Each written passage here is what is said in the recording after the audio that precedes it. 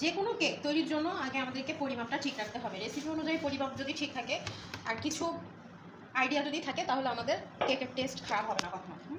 এটা মাথায় রাখতে হবে। আচ্ছা, এখানে আমি 3 ডিম দিয়ে পাউন্ড কেক করছি। পাউন্ড কেকটা মূলত আমরা যে খাবারের দোকান থেকে যে কেকগুলো কিনি, কাপ কেকগুলো, ছোটো ছোটো মিনি কেকগুলো, সেইটাই।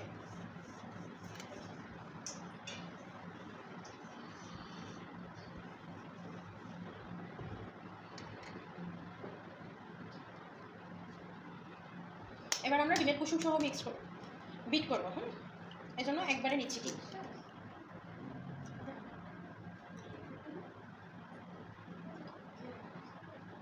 পাউন্ড কেকের সিস্টেম আমাদের ডিম যা থাকবে ডিমের পরিমাপ অনুযায়ী সব কিছু নিতে হবে।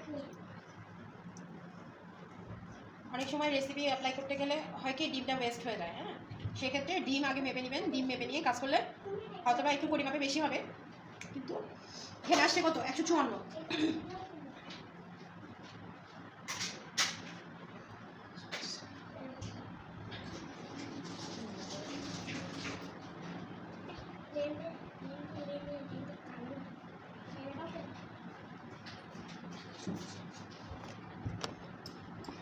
ডিম আসছে 154, তাহলে 154 গ্রাম নিব আমরা চিনি।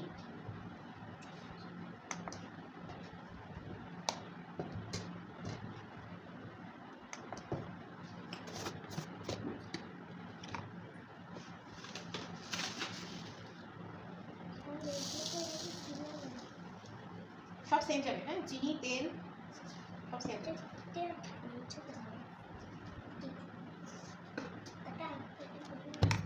আচ্ছা, করতে বসো। 154 গ্রাম চিনি নিলাম। এবার নিব তেল।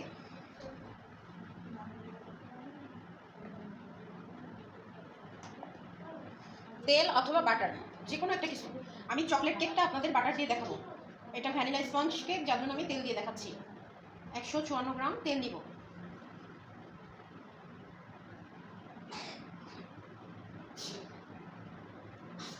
আমি কিন্তু আপনাদের বারবার বলছি, আপনারা কিন্তু কখনো ব্র্যান্ড ফলো করতে যাবেন না।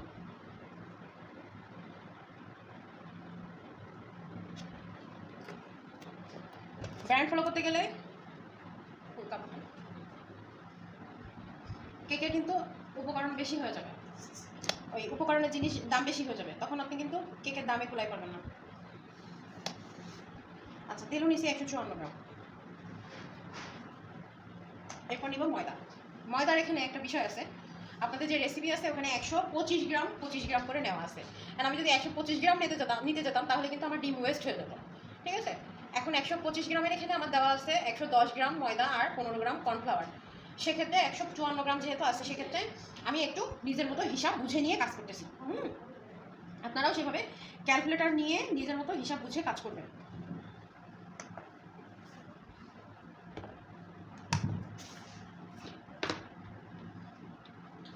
পঁচিশের ক্ষেত্রে আমরা নিচ্ছিলাম 110, এখানে 54 গ্রাম আছে, তাহলে এখানে 130 নিব।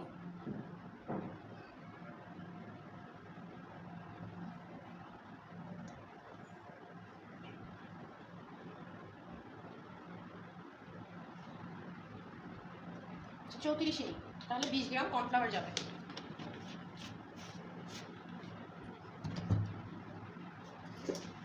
ফ্যান চলছে তো, যার জন্য হচ্ছে আপ ডাউন করতেছে। কর্নফ্লাওয়ার দিয়ে 54 গ্রাম করবো।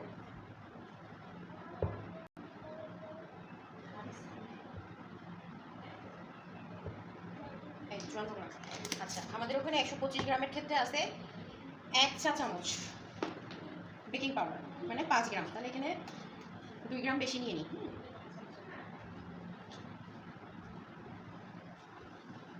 টোটালি 60 গ্রাম নিচ্ছি।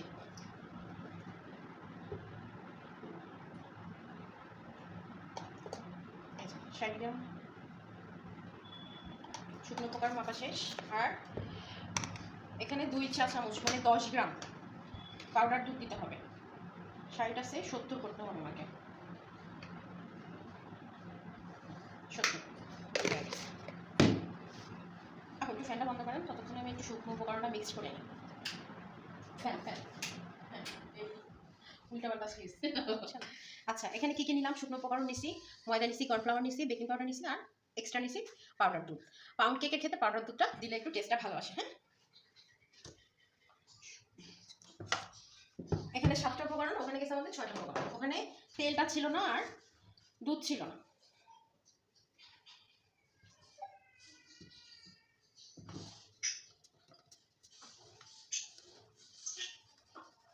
শুকনো উপকরণটা আগে একবার চেলে নিলে এটা ভালোভাবে মিক্সড হয়, সবগুলো উপকরণ একবারে সুন্দরভাবে মিক্সড হয়।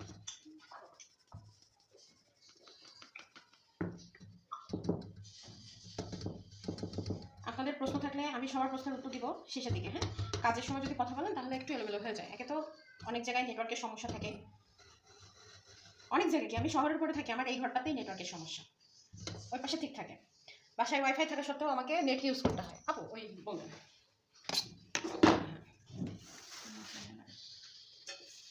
আচ্ছা যে বলে মিক্সড করবেন সেই বলটা কিন্তু অবশ্যই শুকনা হতে হবে। এটা কিন্তু ধুয়ে আমি আবার শুকনা করে ফেলছি, সব কিছু শুকনা করতে হবে। যে স্ট্যান্ডও মোছা হয়েছে। হ্যাঁ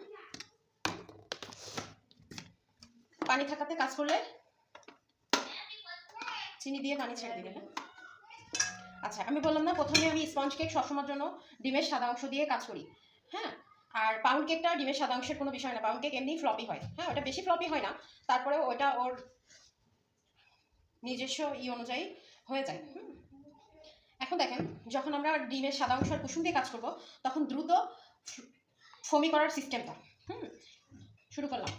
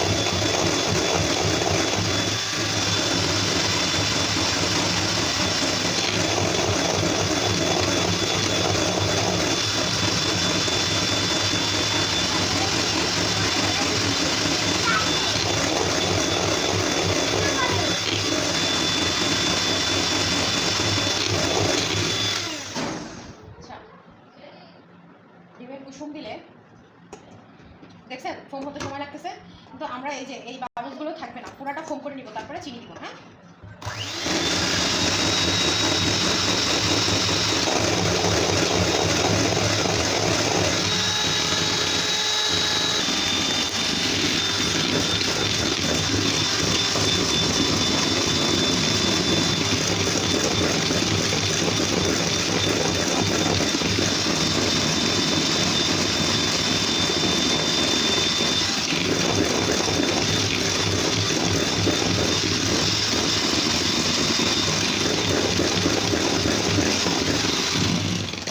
চিনি কিন্তু গলে গেছে। আর যেহেতু এটা পাউন্ড কেক যার জন্য অতটা মানে চিনি বেশি একটা চিনির প্রতি জোর দেয় নাই। কারণ কি পাউন্ড কেকে যদি চিনি একটু থেকেও যায় তাও কোনো সমস্যা নাই, কিন্তু স্পঞ্জ কেকটা খুব আলতোভাবে করতে হবে। স্পঞ্জ কেক স্পঞ্জ যদি না হয় শক্ত হয়ে যায় তখন কিন্তু বিপদে পড়তে হবে। এতক্ষণ কী করলাম আমরা ডিমের কুসুম সহ 3টা ডিম বিট করছি, তারপরে 3বারে চিনি দিয়ে বিট করে এরকম ফোম করছি। একবার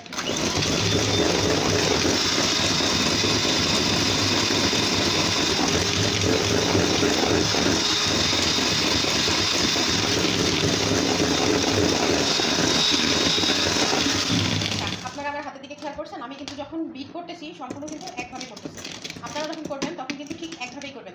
যদি এইভাবে হাতটা নাড়েন তাহলে এই একভাবেই যাবেন, আর যদি কেউ এইভাবে হাতটা নাড়েন তাহলে সেই একভাবেই যাবেন। যদি এইভাবে আর এইভাবে দিতে যান তাহলে কিন্তু ফোম বসে যাবে। ঠিক আছে, এবার তেল দিয়ে নিব, সম্পূর্ণ তেল দিয়ে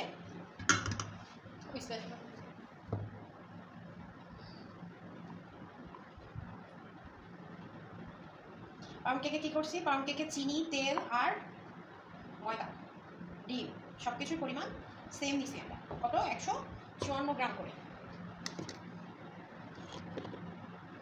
এই তেলের সাথেই আমি এবার ভ্যানিলা ফ্লেভার দিয়ে দেবো। যেমন বেকিং পাউডার দিয়েছি আমি 1 চা চামচ, ঠিক ভ্যানিলা ফ্লেভারও আমার পাউন্ড কেকে 1 চা চামচ যাবে। আন্দাজ করে আমি দিয়ে দিচ্ছি, আপনারা কিন্তু প্রথম প্রথম মেপে দিবেন, আর যদি একটু বেশি হয়ে যায় তাহলে কিন্তু তিতা লাগবে। ওই যে মেজারমেন্ট কাপের যে ছোটো ইটা দেখাইছি, চামচটা হাফ চা চামচ, ওই চামচ দিয়ে মেপে নেবেন বেকিং পাউডারটা আর ভ্যানিলা এসেন্সটা। পাউন্ড কেক একটু ইজি, যেভাবে মন চাবে সেভাবে বানাতে পারবেন। যদি বিটার না থাকে, হ্যান্ড উইক্স আছে, এই যে এরকম যেটা থাকে হ্যান্ড উইক্স দিয়ে বানাতে পারবেন। না ওইটা নিয়ে আসবেন। হ্যাঁ হ্যাঁ ওইটা না, হ্যাঁ হ্যাঁ দেখাই দিন। না আমি কিছু করবো না, আমি জাস্ট দেখাবো। এটা ইউজ করি না তো আমি, এই যে হ্যান্ড উইক্স, এটা হ্যান্ড উইক্স বলে, হ্যাঁ এটা ব্যবহার করি না যার জন্য জল ধরে গেছে। আর স্টেইনলেস স্টিল তো সবাই বলে, কিন্তু আসলে সব কিছু থাকে না সেরকম। এটা হচ্ছে হ্যান্ড উইক্স। পাউন্ড কেকটা আপনারা হ্যান্ড উইক্স দিয়েও বানাতে পারেন, কিন্তু স্পঞ্জ কেক কখনো হ্যান্ড উইক্স দিয়ে বানানো যাবে না। আচ্ছা আমার কেকের 20 মিনিট হয়ে গেছে, কেকটা বের করে নিয়ে আসি আপনাদের দেখানোর জন্য।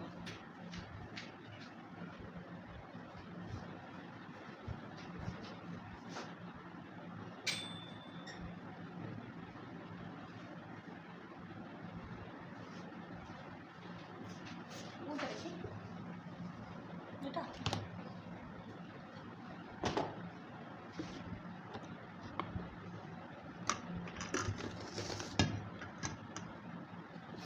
দেখেন আমার স্পঞ্জ কেক চেক করার সিস্টেমটা কেমন। ঠিক একবার চাপ দিবেন, 20 মিনিট পরে একবার এভাবে চাপ দিয়ে দেখবেন এতে কিছু লেগে আছে কিনা।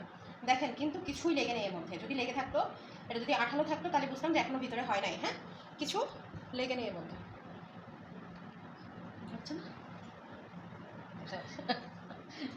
কিছু লেগে নেই এর মধ্যে। হ্যাঁ ঠিক আছে। আবার অনেকে আছে যে ফুটাতে থাকে ভিতরে যে বাতাসটা থাকে সব বের হয়ে চলে আসে।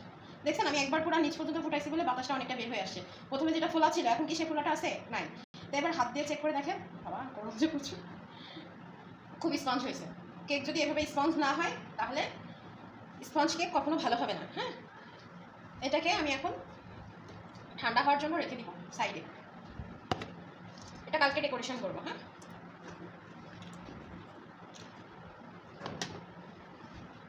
ওই ঢাকাটা ঢেকে দেবো।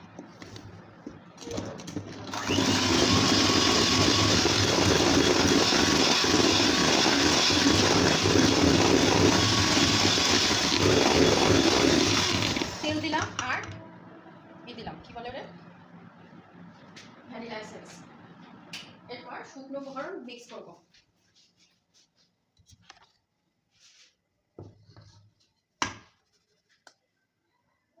শুকনো উপকরণ বেশি আছে, সেক্ষেত্রে শুকনো উপকরণ 3 বারে দিব।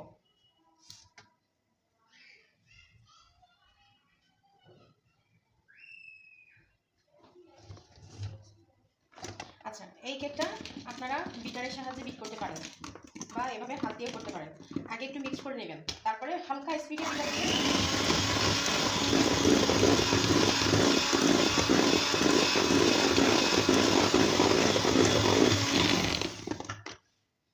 কারণ কি এটা ময়দার পরিমাণ বেশি, যার জন্য বিটার দিয়ে বিট করা যাবে। আর এটা তো নিজস্ব মাত্রায় হচ্ছে ফোম হবে, যা হবে হবে এটা নিজস্ব মাত্রায় হবে, এটা স্পঞ্জের কোনো বিষয় না। যার জন্য এটা আপনি হালকা স্পিডে বিট করতে পারবেন।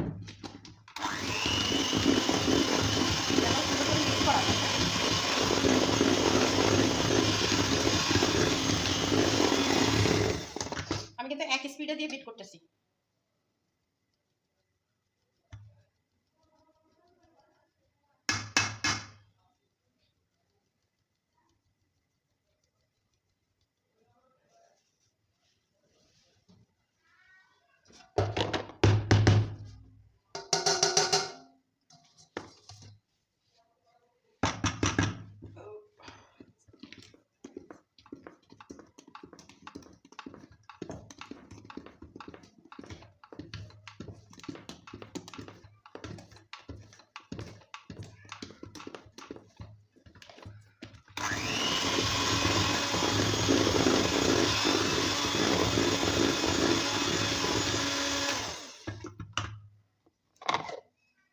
স্প্যাচুলা দিয়ে সবগুলো শুকনো উপকরণগুলো এই সাইড সাইড থেকে কাঁচায় নিব, সুন্দর করে কাঁচায় নিয়ে তারপর আরেকবার বিট করব।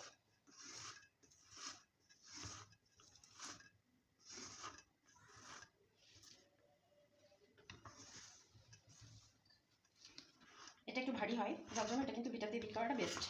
আর এটা আমাদের কোনো স্পঞ্জের বিষয় না, এটা নিজস্ব মাত্রায় এটা ফ্লপি হবে, তৈরি হবে, সেই ক্ষেত্রে স্পঞ্জের কোনো ব্যাপার না, যার জন্য আমরা বিটার দিয়ে বিট করতে পারি।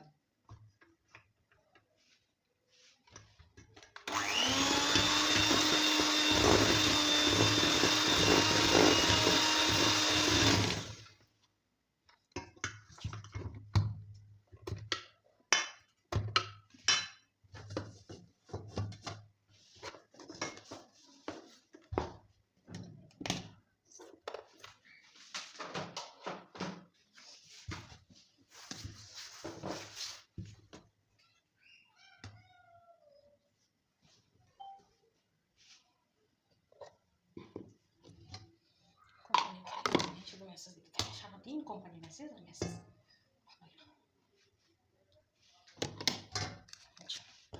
এটা হচ্ছে মাফিন কেক বা কাপ কেক বলে। এখন বিভিন্ন রকমের কাপ বের হয়েছে। হ্যাঁ, আমরা 4-5টা এইটা বানাবো, আর বাদ বাকি ব্যাটার যেটা থাকবে সেটা দিয়ে পাউন্ড কেক বানাবো। 5টা বানাই। হ্যাঁ, সুইচটা দিয়ে দাও ওখানে দিয়া। ঠিক আছে,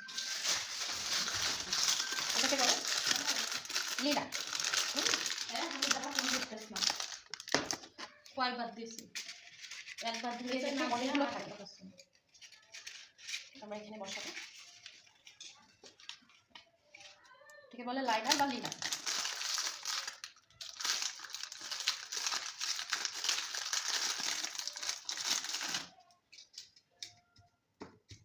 যেমন আমরা ওখানে বেকিং পেপারটা ইউজ করি কেক ওঠানোর জন্য, এখানে আমাদের এই পেপারটা ইউজ করতে হয়।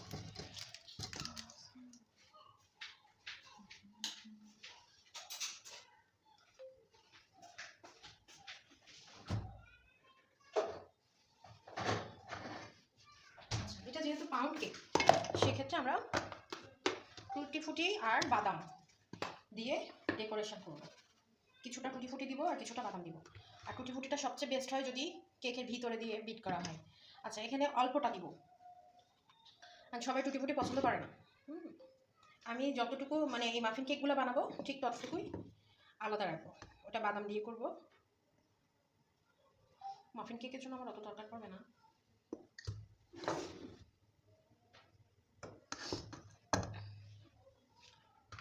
এই সমস্যা নেই, কাজটা হলো সব করে পাচ্ছে। এই 14 বার আমার হাত ধোয়া লাগে, শুধু মেজাজটা ভালো লাগে।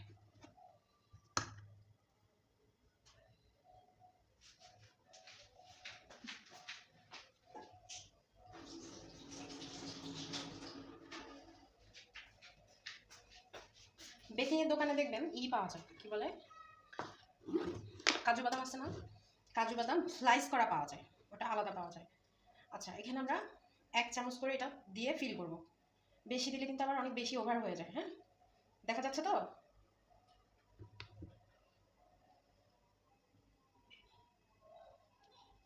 এটা পুরো ভরা যাবে না, ভরলে কিন্তু আবার বের হয়ে আসবে। ঠিক আছে, এই যে এতটুকু দিলেই হচ্ছে।